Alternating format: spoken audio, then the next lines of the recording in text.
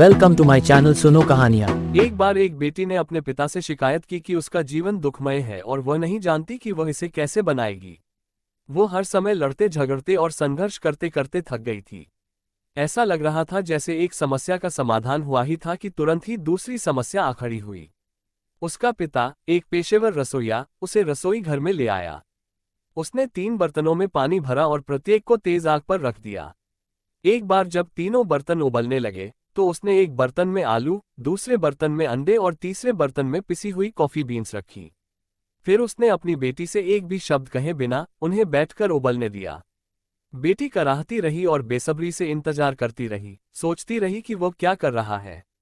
20 minute के बाद उसने बना बंद कर दिया। उसने आलू को बर्तन से निकाला और एक कटोरे में रख दिया। उसने अंडों को बाहर निकाला और एक कटोरे में रख दिया। फिर उसने कॉफी को बाहर निकाला और एक कप में रख दिया। उसने उसकी ओर मुड़कर पूछा, बेटी क्या देखती हो? आलू, अंडे और कॉफी, उसने झट से उत्तर दिया।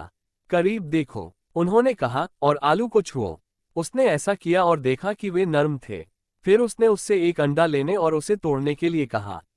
छिलका उतारने के बाद उसने कठोर उबले अंडे को देखा। आखिरकार उसने उससे कॉफी पीने के लिए कहा।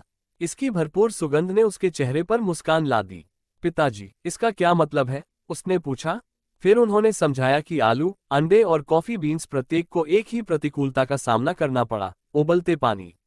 हालांकि हर एक ने अलग अलग प्रतिक्रिया व्यक्त की। आलू मजबूत, कठोर हो गया, लेकिन उबलते पानी में यह नर्म और कमजोर हो गया। अंडा नाजुक था, जब तक इसे उबलते पानी में नहीं डाला गया तब तक इसका पतला बाहरी आवरण इसके तरल आंतरिक भाग की रक्षा करता रहा। फिर अंडे का अंदरूनी हिस्सा सख्त हो गया। हालांकि ग्राउंड कॉफी बीन्स अद्वितीय थे। उबलते पानी के संपर्क में आने के बाद उन्होंने पानी बदल दिया और कुछ नया बनाया।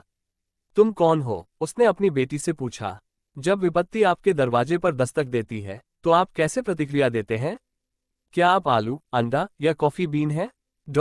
नैतिक जीवन में चीजें हमारे आसपास होती हैं, चीजें हमारे साथ होती हैं, लेकिन एकमात्र चीज जो वास्तव में मायने रखती है वो ये है कि हमारे भीतर क्या होता है।